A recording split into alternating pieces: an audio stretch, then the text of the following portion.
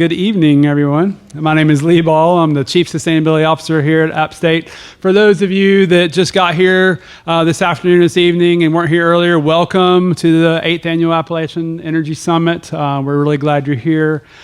Hope you've enjoyed your time thus far. It's been a great day. All the speakers are tremendous. You're an incredibly inspiring group of people. So please take advantage of your time together and reach out to each other long after we leave, because these relationships that we are forming here, whether it's their new relationships or old relationships, is crucial for us in the work that we do. I have the honor this evening to introduce our keynote speaker, no stranger to the Appalachian Energy Summit. Amory Lovins has spent his career showing us what is possible with renewable energy technologies, super efficient buildings, factories, vehicles, and electrical grids. As most of you know, Amory is the co-founder and chief scientist of Rocky Mountain Institute. His influence over the past 40 plus years is immeasurable. Amory has advised some of the world's largest firms and governments. He is a tireless advocate for clean energy technologies and has one of the most creative minds on the planet. Amory is the author of 31 books and over 630 papers. He has received the Blue Planet, Volvo, Zaid, Onassis, Nissan, Shingo, and Mitchell Prizes, the MacArthur and Oshaka Fellowships, the Happold, Benjamin Franklin, and Spencer Hutchins medals, 12 honorary doctorates, the Heinz, Lindbergh, Right Livelihood, which is the alternative Nobel, National Design, and World Technology Awards. In 2016, the President of Germany awarded Amory the Officer's Cross of the Order of Merit. Time has named him one of the world's 100 most influential people in foreign policy, one of the 100 top global thinkers. Amory's current work focuses on how to make integrative design the new normal so investments to energy efficiency can yield increasing rather than diminishing returns. We are so fortunate to have Amory with us tonight, and I'm thrilled that he is able to help us create a resilient energy future. Following Amory's remarks, he will join Sushma Macemore, our state's energy director, and Representative John Zoka for our panel discussion to conclude the evening. Please give a warm Appalachian Energy Summit welcome for the 8th year in a row to Amory Lovins.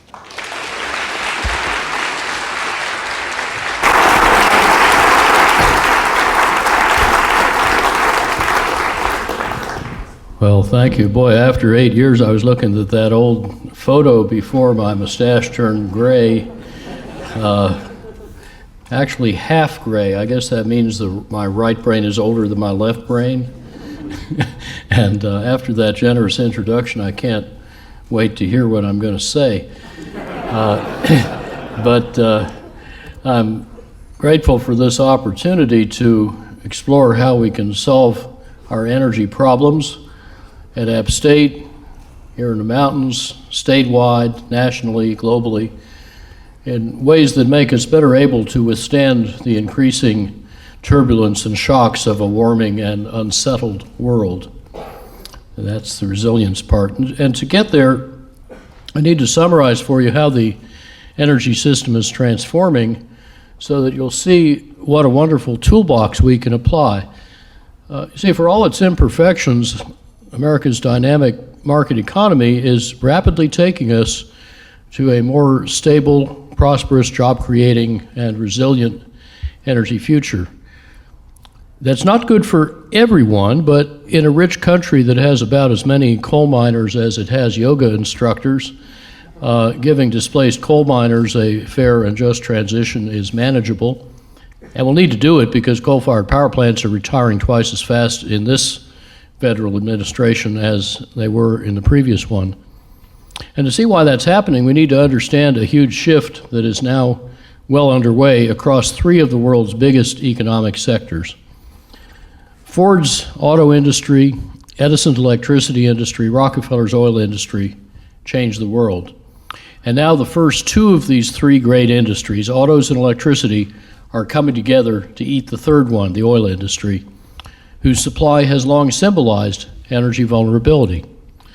As we might imagine, Ford mischievously muttering to his friend and once employer, Edison, "Let's see what happens when electricity displaces gasoline, and then those electric cars add flexibility and cheap distributed storage and make batteries cheap for all, helping the grid integrate variable solar and wind power so distributed renewables replace giant power plants and their fossil fuels."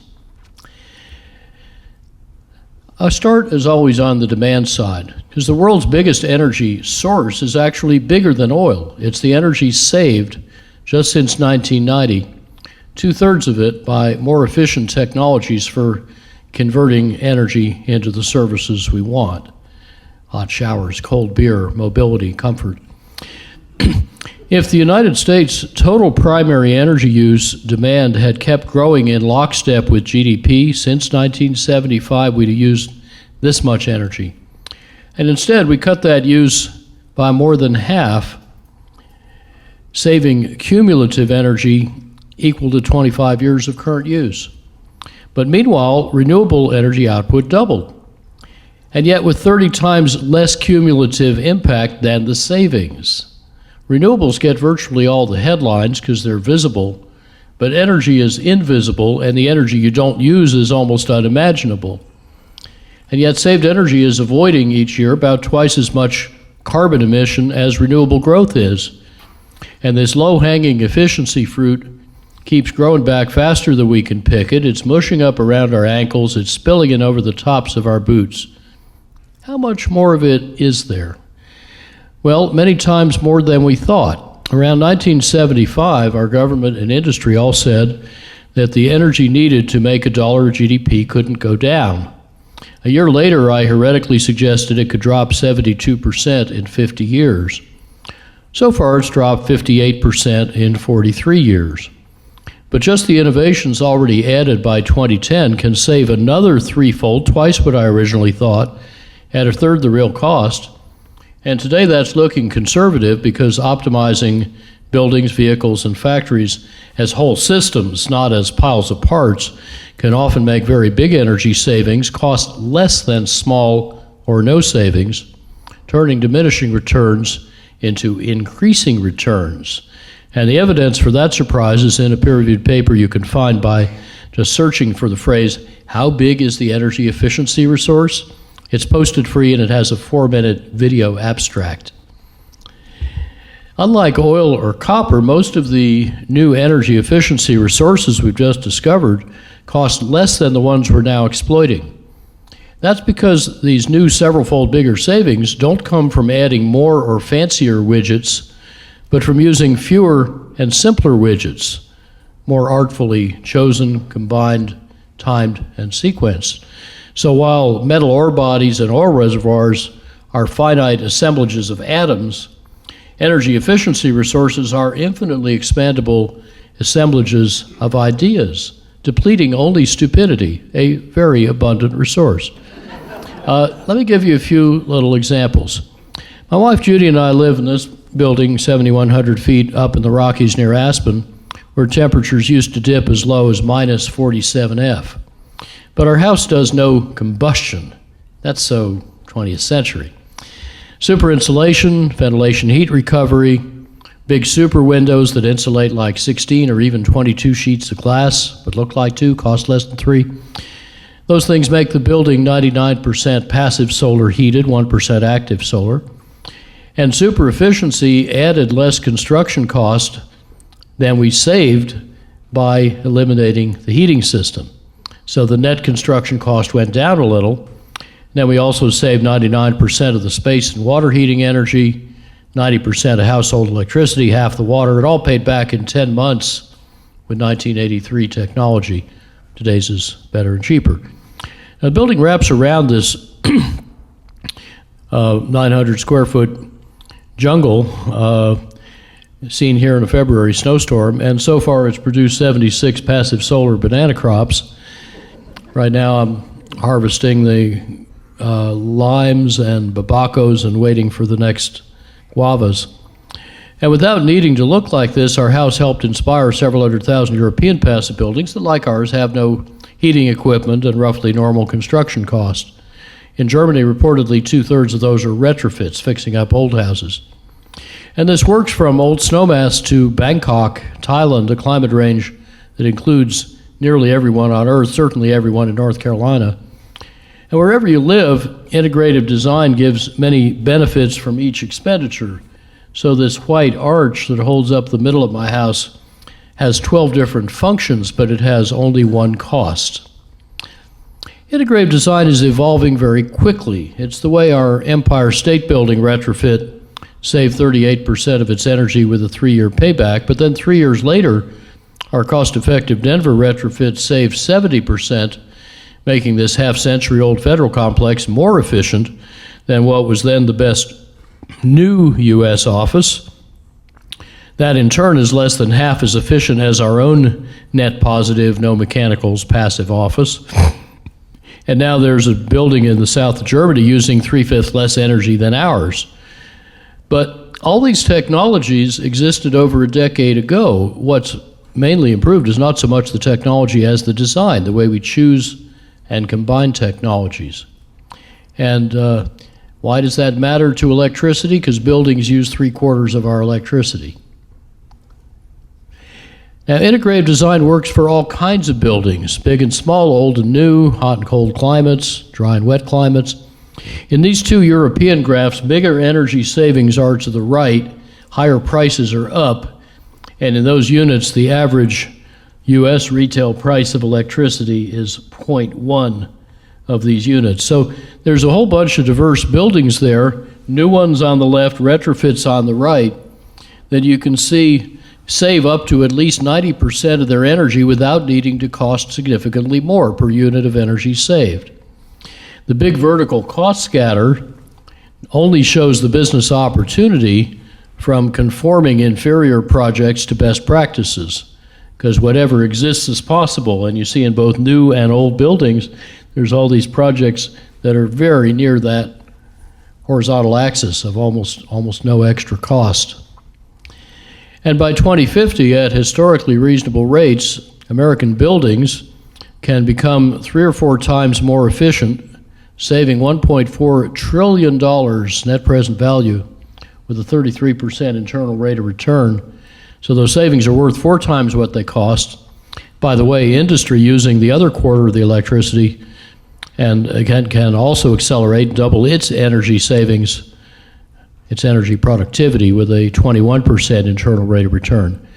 And both those sectors, better pipe and duct design, saving 80 or 90% of friction, could, if fully deployed, save roughly half the world's coal-fired electricity with extremely juicy returns.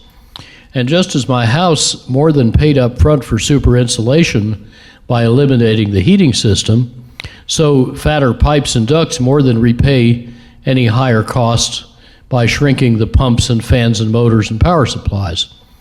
And yet this enormous opportunity remains largely unnoticed and unpracticed. Why? Because it's not a technology, it's a design method.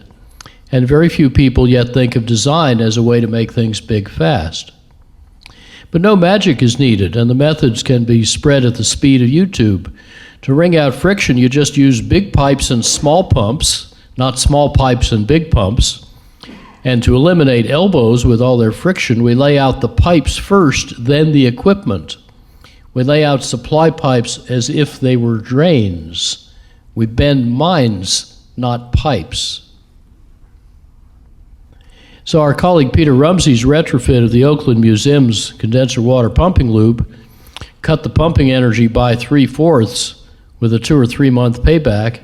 It also eliminated 15 pumps that'll never again waste energy and maintenance costs. Then he repiped the chilled water loop and added variable frequency drive, and that doubled the flow and saved 85% of the energy. And simple, right? Do you have any plumbers or pipe fitters in the house tonight? Good. Well, you know what you can go try out tomorrow morning. And what does such savings mean for the 3/5 of global electricity that's used in motors, half of it to run pumps and fans? Well, in a typical pumping system, from the fuel burned at the power plant to the flow out the pipe, there's so many compounding losses that only 1/10 of the energy makes it through. But if you now turn those compounding losses around backwards, right to left, they turn into compounding savings. And every unit of flow or friction you save in the pipe saves 10 units of fuel and cost and pollution and global weirding at the power plant. And as you go back upstream, the components get smaller and cheaper, so the total capital cost goes down. Well, then we can make the motor systems 80 or 90% smaller, along with the pumps and fans. And we can make them at least twice as efficient by a whole system retrofit, not using just the usual 2 improvements, but 35 of them, of which you pay for 7 and the other 28 come along for free. So you end up saving several-fold more energy at about a fifth the normal unit cost. Industry uses half the world's energy, half its electricity, and my team's latest $40-odd billion worth of industrial retrofit designs typically found energy savings around 30 to 60%, paying back in a few years. And in new plants, bigger savings, 40 to 90-odd%, with virtually always lower than normal capital cost. That's a lot better than this brown zone where most energy service companies deliver. Actually, the best of them is this little brown dot, and we think we're even better than that. Because we're doing integrative design, they don't. We're looking at some more creative designs of processes and equipment. We're leaving out stuff they didn't count, like the pipes and pumps trick. And also, you can then add to the direct energy efficiency a myriad ways to wring more work out of a lot less cement and steel and other materials industry makes. And then most of the energy used in industry profitably goes away. Actually, even without integrative design, our use of electricity in this country could shrink by a quarter by 2050, even if we have a 2.6-fold bigger economy and electrify every automobile. And when you're using 3/4 less electricity to produce each dollar of GDP, you have to invest to do that. What do you invest? 1/10 as much as if you bought the electricity. It's less than a cent a kilowatt hour to do this quadrupled efficiency. So that's a huge overhang of unbought efficiency, and that puts supply-side investments very much at risk. The smarter you are in using the energy, the more supply-side assets you will strand. I want to give you another example of integrative design that hints at how electric cars will help get the world off oil. This model of electric car, which I drive, is my first hypercar. It's made of carbon fiber. You see in the upper right how light the body is. And we're often told carbon fiber is too expensive, and yet even at the higher prices that it had 6 years ago, this car reportedly made money from the first unit off the assembly line. Sandy Monroe, the normally understated cost wizard in Detroit, called this car the most significant vehicle since Ford's Model T and the most advanced vehicle on the planet. And its good economics come from integrative design, designing the whole car together, not just each part of it. So its carbon fiber is paid for by the batteries that its lightness saves. And by the way, fewer batteries then mean faster recharging. The lightness offsets the weight and the cost of the batteries. And its integrative design makes saved weight snowball far more than other automakers assume. The manufacturing is radically frugal, half the normal energy and space and time, 1/3 the normal water and capital, but needing no conventional body shop or paint shop, much better conditions for the workers. And the efficiency quadruples, 124 miles per gallon equivalent without compromise and with many driver advantages.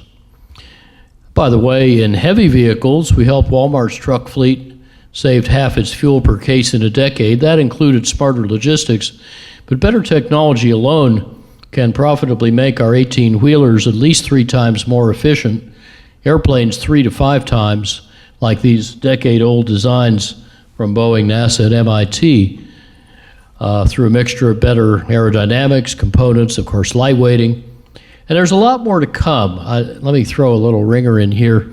This is a 4-month-old NASA MIT project that built a 4.3-meter test structure for a wing they put in NASA's high-speed wind tunnel, and it weighs 59 times less for the same volume than a typical aircraft wing. I didn't say 59% less, I said 59 times less.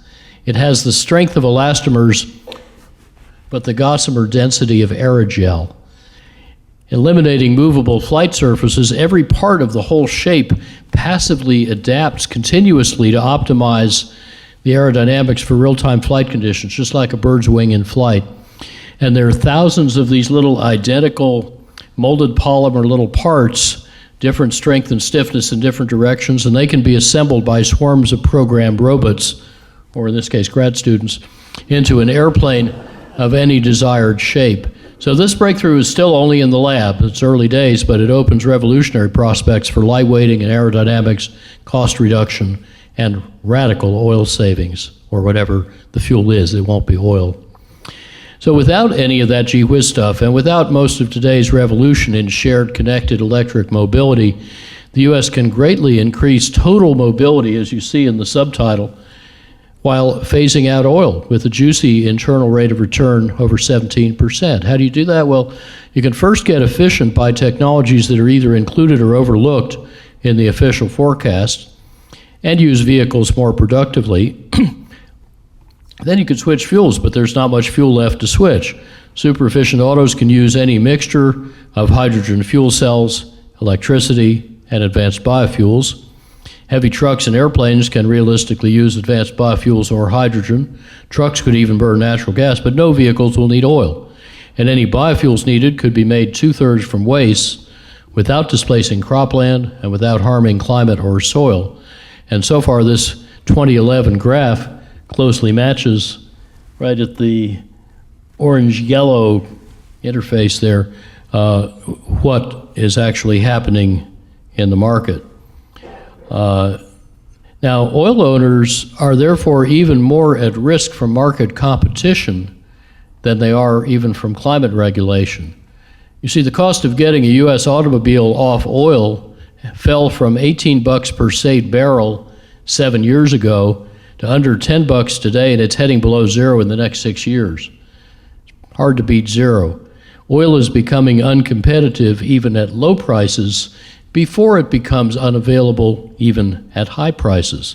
And this will ultimately douse the Middle East tinderbox. Good for everybody's security and none too soon. Now, with fuels and electricity, both technology and design are moving efficiency into fast forward. For example, prior lighting improvements are being swept away as LEDs, like from Cree, great North Carolina company, get in each decade 30 times more efficient, 20 times brighter, 10 times cheaper, and soon they'll probably save about 1/8 of the world's electricity. What else changes this fast? Modern renewables. LEDs turned inside out are PVs. Instead of changing electricity into light, they change light into electricity. And these photovoltaics prices did a meteorite strike that has brought solar and in-aqua wind power costs below the dashed lines. That's the cost of the fossil fuels fed into U.S. power stations. And that has often made old coal and gas and nuclear plants uneconomic just to operate. But zooming out, the whole electricity transition is bigger than that. It's shifting from molecules and atoms to bits and packets, from hardware to software, from hierarchies to networks. Electricity is changing from centralized, supply-focused, fossil and uranium-fueled and brittle to distributed, customer-focused, renewable, and resilient. And maybe its deepest change is how the information age informs and enables and organizes customers to take power into their own hands. It's generally smart to sell customers what they want before someone else does. And customers are figuring out they can buy fewer electrons, use them more productively and more timely, produce their own, even trade them with each other. For example, in Holland, customers can buy renewable electricity directly from other customers on this peer-to-peer website. It's like a music file sharing site, but it's for electrons. It's van de bron, literally from the source. I know a utility executive who decided to buy his electricity from this dude because the price is right and it's a really cute piglet. So then he got a long handwritten Christmas card from his electricity supplier. What utility can dream of such customer intimacy? And indeed, there are powerful disruptors converging on the electricity industry from at least 8 directions. These 8 Pac-Men of the apocalypse don't just add, they exponentiate. They're not lone wolves, they hunt in packs, they multiply quickly. They can gobble up half of utility revenues in the 2020s. And together, they're quickly creating an alien competitive landscape, even as more Pac-Men are coming over the hill. And these are not small creeping dangers. Already, renewables have taken about 2/3 of the global market for all net additions of generating capacity. Why? Because increasing returns. When renewables get cheaper, we buy more, so they get cheaper, so we buy more. And that runaway feedback keeps outrunning forecasters, as in these forecast fans from the International Energy Agency. They've raised their wind power forecast since 2002 6-fold, solar by 23-fold. It never catches up with reality. The actual solar capacity installed today is over 50 times their original forecast. And it's adding more capacity each year than all fossil fuel generators combined. And that's mainly because renewables have a very powerful business case. The wholesale price of electricity in the U.S. now widely exceeds the average long-term fixed prices under power purchase agreements of both wind and solar power. U.S. renewables do get temporary subsidies, less than the permanent subsidies to non-renewables. In fact, the International Monetary Fund just reported that the fossil fuel subsidies in this country exceed our defense budget, but with the opposite effect. And yet, renewables at or below $30 a megawatt hour, the diamonds you see at the lower right, are winning in unsubsidized global markets, and their costs keep falling through $20 toward 10. Mexico's latest unsubsidized low bids a year and a half ago were $19 for PV, 17 for wind power. These global investments are already mainly in developing countries. By next year, renewables will beat fossil fuels in every major region on Earth. Unfortunately, North Carolina's rules don't yet let your industries access those cheap renewables. Oh, by the way, if you think solar and wind need storage, median bids in my state, Colorado, for 30 renewable gigawatts 5 quarters ago were the hollow squares without storage or the filled squares with storage. There really isn't much difference anymore. In fact, in the past year, the global benchmark prices fell 35% for lithium-ion battery storage on top of a 37% drop the previous year.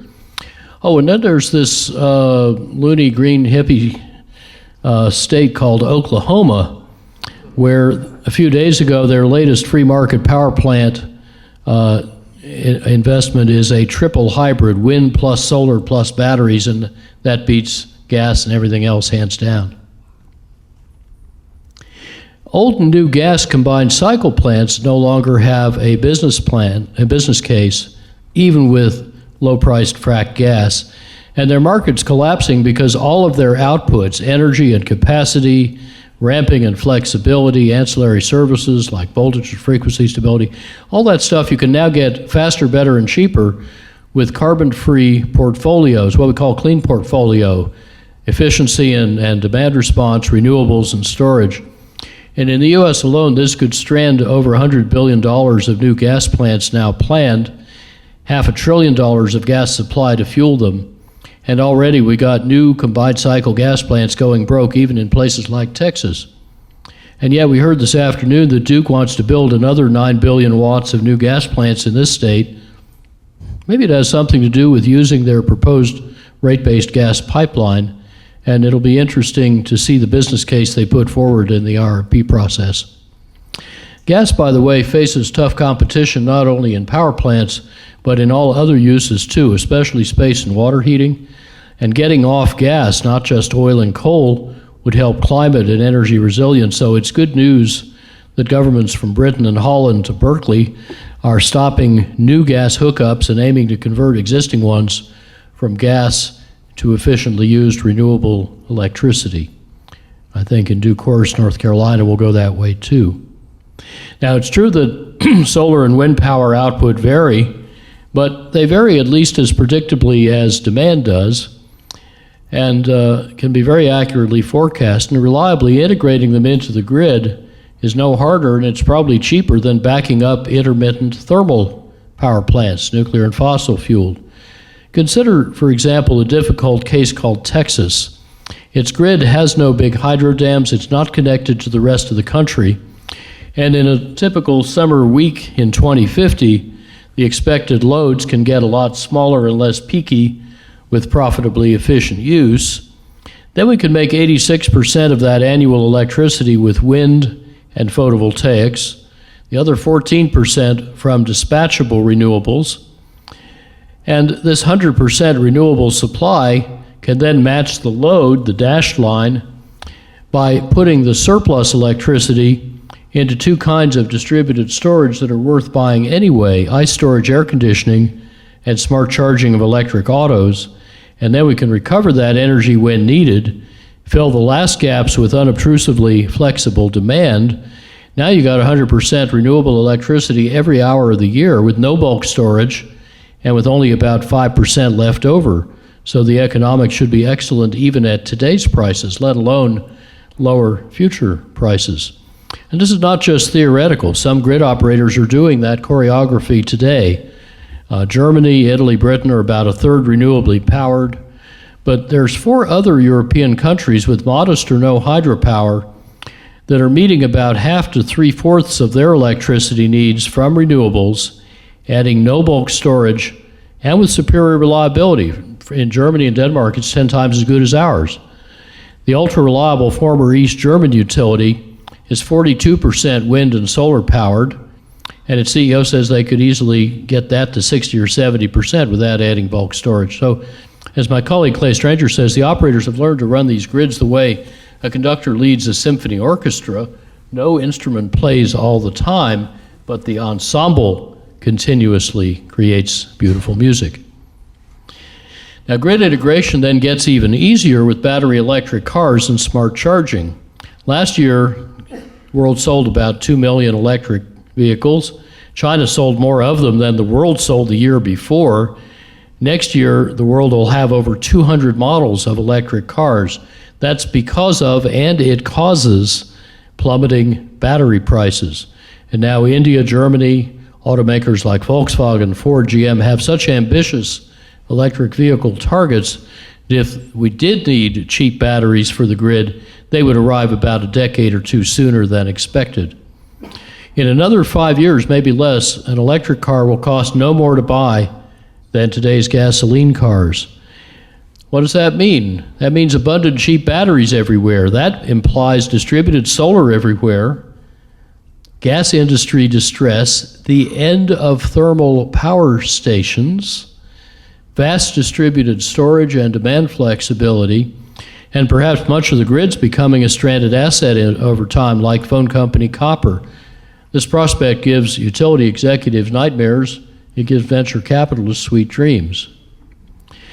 Meanwhile, efficient and electric autos are morphing from pigs, personal internal combustion gasoline steel-dominated vehicles, to SEALs, shareable electric autonomous lightweight service vehicles. That's 2 changes in technology, 3 in business model, all simultaneous, mutually reinforcing, all vigorously in play, and all radically sped up by policy revolutions in India and China, just as the U.S. nears peak personal car ownership in the next 5 years. So there's a perfect storm coming for oil, steel, car, and electricity industries. Now, assembling all these opportunities, except the recent ones in mobility, in 2011, we put out a business book called Reinventing Fire that rigorously showed how to triple efficiency and quintuple renewables in the United States by 2050. So we would need no oil, no coal, no nuclear energy, a third less natural gas to save $5 trillion, grow the economy 2.6-fold, strengthen national security, and cut fossil carbon emissions 82 to 86%. And we found this would need no new inventions and no acts of Congress. But with smart city and state policies, could be led by business for profit. Smart state policies start in this room. And the first 7 years, now the first 8 years actually, of this 40-year journey are nicely on track, green actual versus blue proposed. Why? I think largely because the private sector smells the $5 trillion on the table. That's exactly what should be happening. And a parallel analysis that we then helped the Chinese government do found even more striking opportunities that strongly inform China's 13th five-year plan. And they're ahead of schedule on that. These best buys, by the way, are also the most effective solutions to big global problems that hazard every country's security and prosperity. And if you like any of these outcomes of reinventing fire, you can support the transition without having to like every outcome or agree about which outcome is most important. So I think focusing on outcomes, not motives, can turn gridlock and conflict into a unifying solution to our common energy challenge. And the efficiency of renewables revolution I've just summarized is already upending markets with just breathtaking speed in the way that Tony Seba's archival photos show for the rise of the automobile over a century ago. Look down Fifth Avenue in 1900, and you have to look hard for the first car. Anybody see it? Okay. 13 years later, you have to look even harder for the last horse. The non-farm horse market had peaked in 1910 when there were 3% as many cars as horses. And the horse and buggy industry thought it had decades to adapt, but Ford made the Model T 62% cheaper in 13 years. Car-owning households soared from 8 to about 60% in a decade to 1928. Three-quarters of them financed by a financial innovation GM and DuPont cooked up called car loans. Well, fast forward to today, our solar modules just got 80% cheaper in 5 years. You heard from Zoe a figure about roughly 90% cheaper in 10 years or so. Three-quarters of our rooftop solar is innovatively financed. Ford's and Edison's industries are emerging to eat Rockefeller's industry. So the pace of transformation, as we see here, is set not by incumbents but by insurgents who are not inhibited by incumbents' business models or legacy assets or cultures. In fact, it's worse than that. Investors flee before customers do because capital markets keenly sniff out disruption. It's one of their jobs. And once they think you're in or even headed for the toaster, they do not wait for the toast to get done before they pull their capital out of your business and put it into the next one. Already $8 trillion have prudently fled the fossil fuel industries. There's a carbon tracker investment analyst in London named Kingsmill Bond who explains this brutal logic with examples like these. He says any fast-growing challenger will rapidly take all the growth in a slow-growing market. As a rule of thumb, incumbent sales will peak when the challenger gets to around 3% market share. Why is that?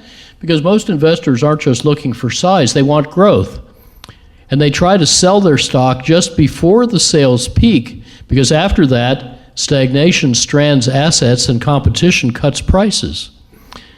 So Bond concludes, renewables are fast-growing, disruptive technologies that have reached critical mass and are transforming the global energy system. Investors in incumbent energy companies are at risk.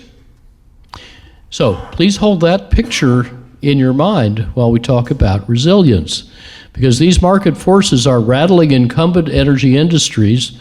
They're shifting opportunity and reward to the insurgents. But those same shifts can also make our energy system resilient. So the major energy supply failures that now look inevitable by design can be made impossible by design.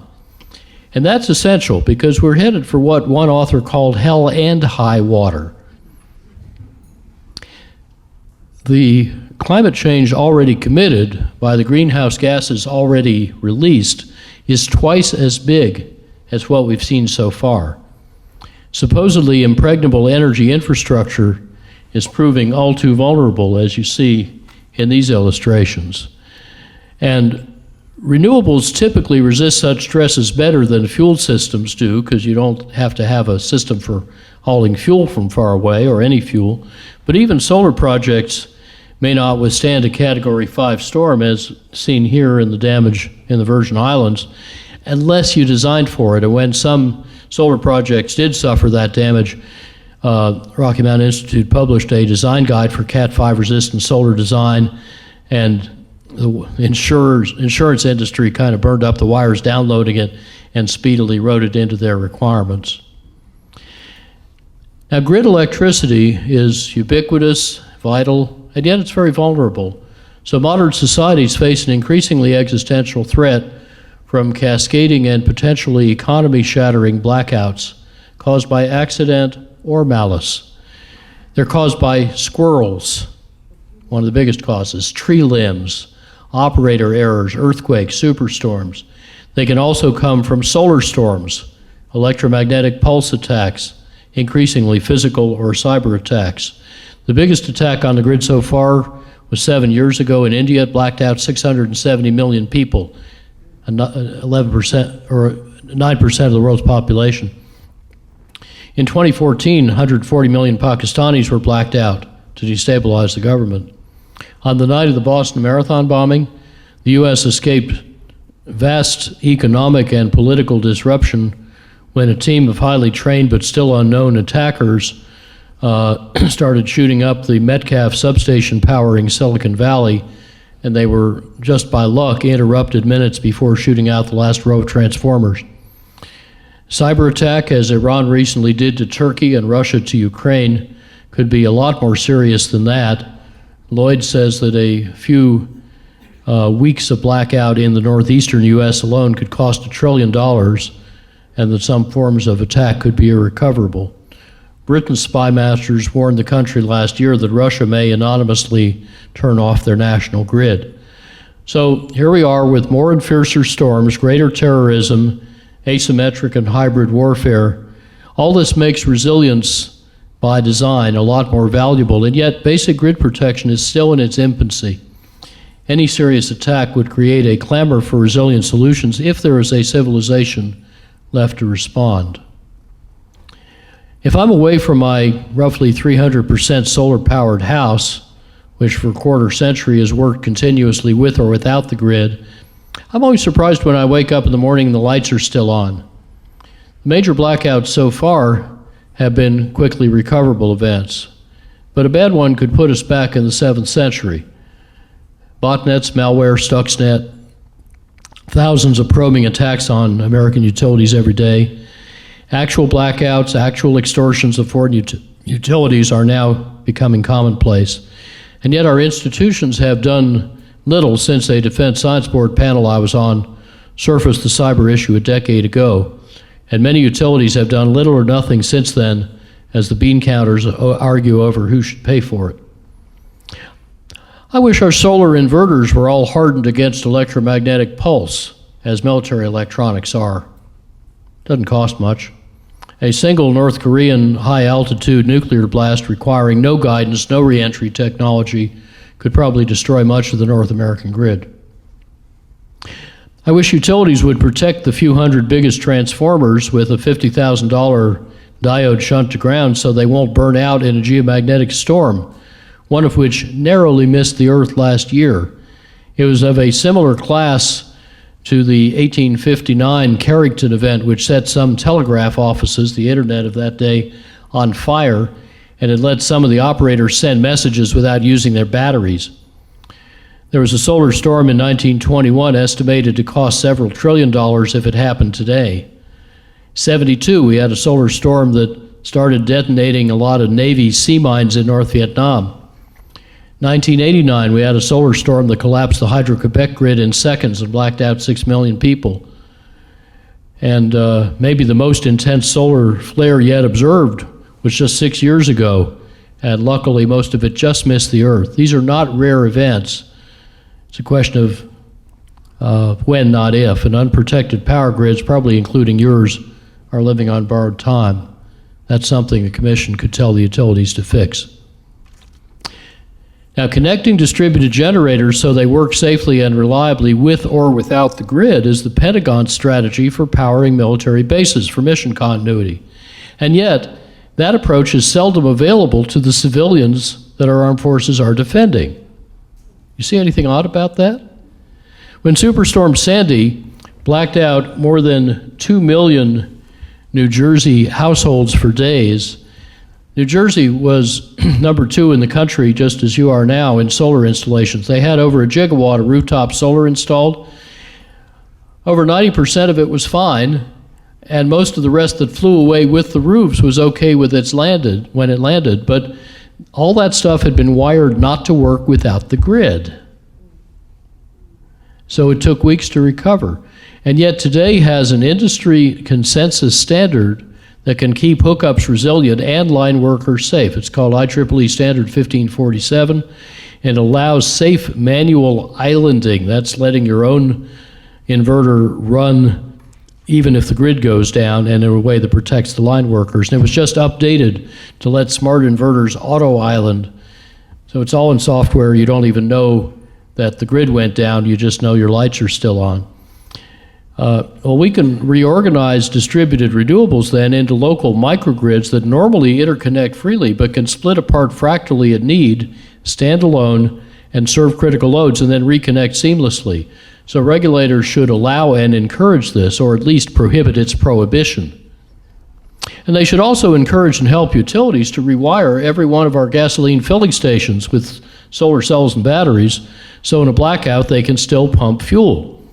Otherwise, emergency responders can't get fuel, gensets die after a day or two, recovery grinds to a halt. Last summer in our own valley in western Colorado, there was a wildfire that started across the street from our office. It took out 5 of 6 power lines, and it came within less than a minute of blacking out nearby Aspen for at least a week at the height of the summer season. So now we're helping, Josh is working on this, our local electric co-op to solarize the gas stations. That's an easy thing to do. And Denmark has a central electricity-only power plant inventory that is now 99.9% gone. They've designed it out, and they're experimenting with reorganizing their grid as a cellular network of islandable microgrids.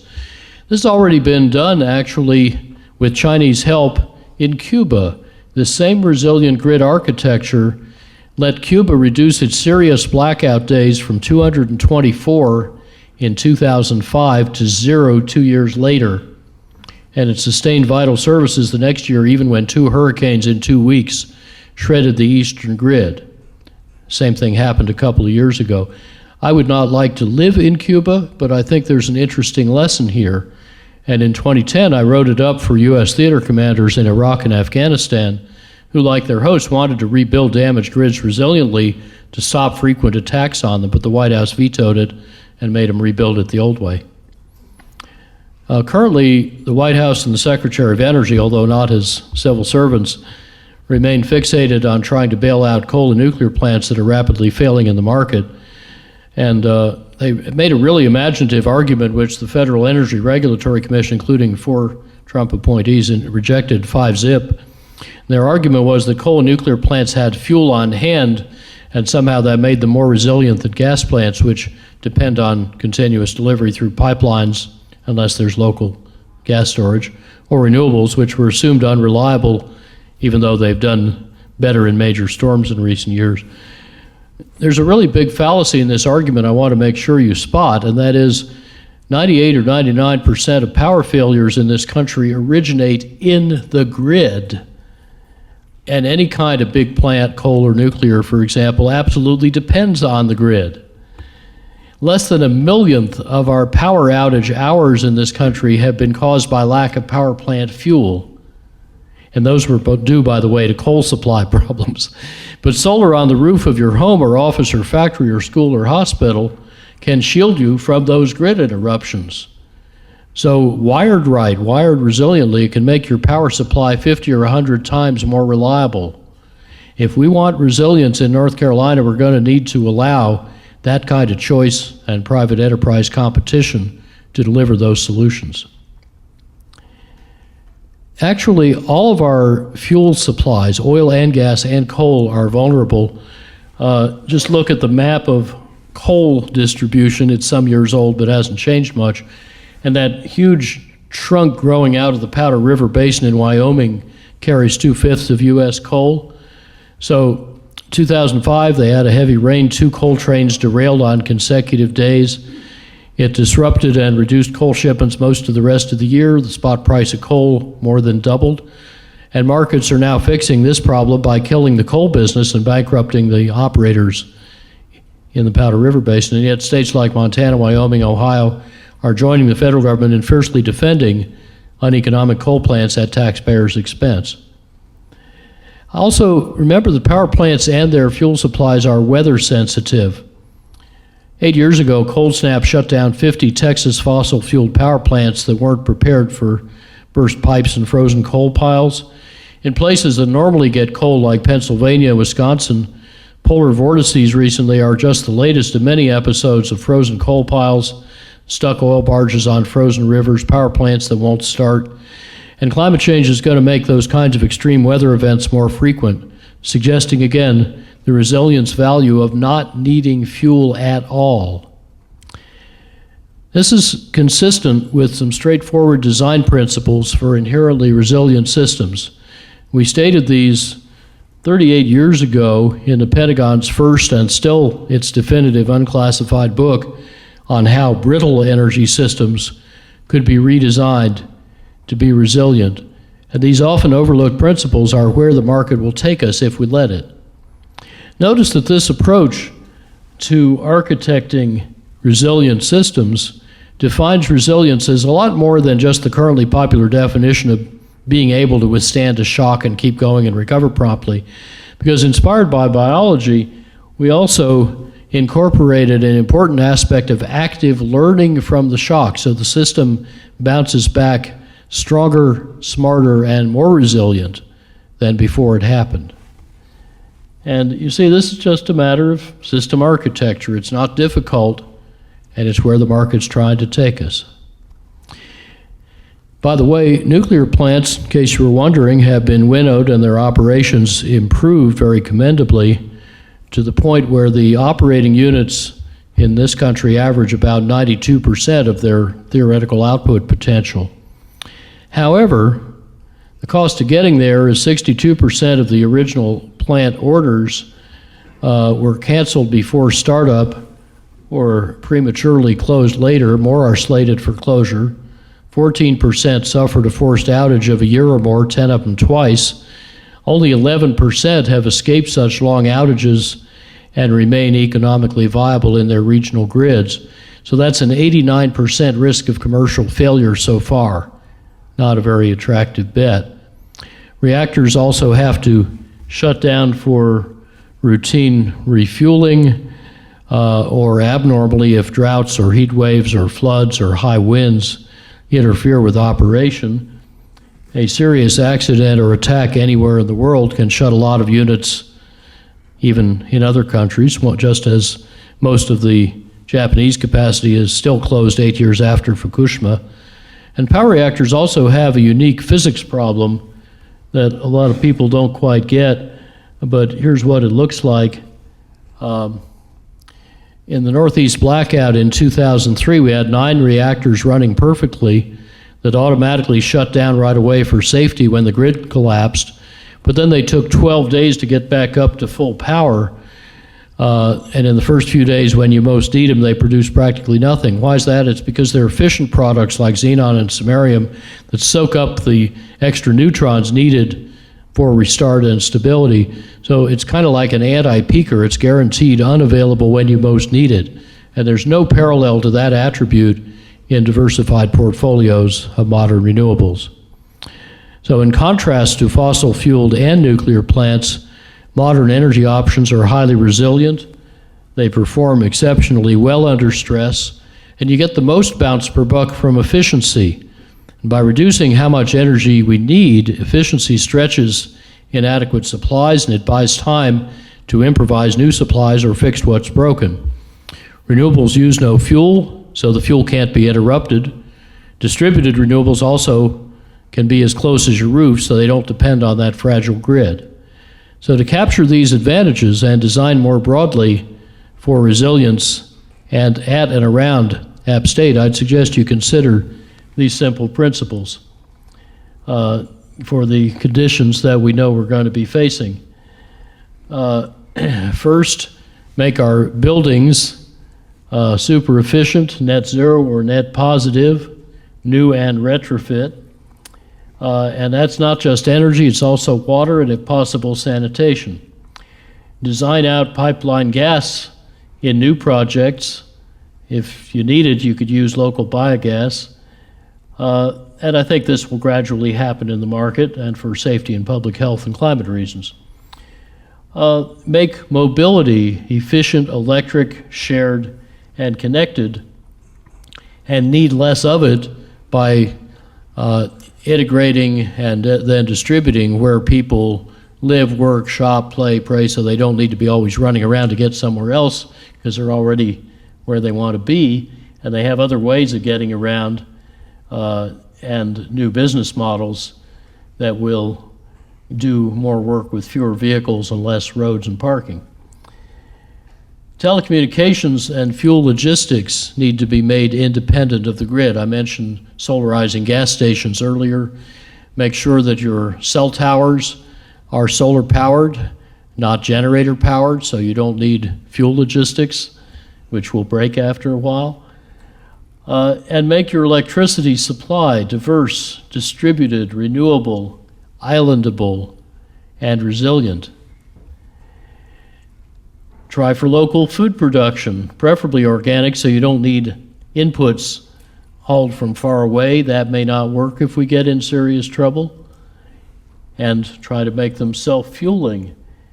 And generally evolve local economies toward greater efficiency and self-reliance. We did a lot of work on this in the 80s under the aegis of the Economic Renewal Project, and very shortly Rocky Mountain Institute will be republishing that whole library of workbooks and casebooks for improvement by a Western grad school.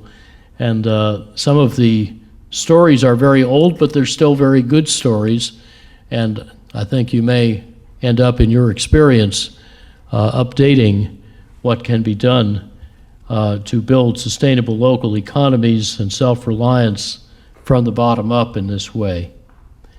I have one last thought for you.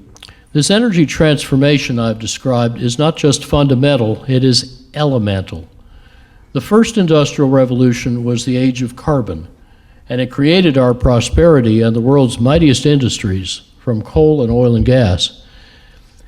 But now that obsolete age of carbon is giving way to the modern age of silicon. Silicon microchips, telecommunications, software are turning people from isolated to networked, and systems from dumb to smart, and grids from analog to digital, maybe even from dirigiste to democratized. Silicon power electronics have made electricity interconvertible and precisely applicable, replacing fiery molecules with obedient electrons.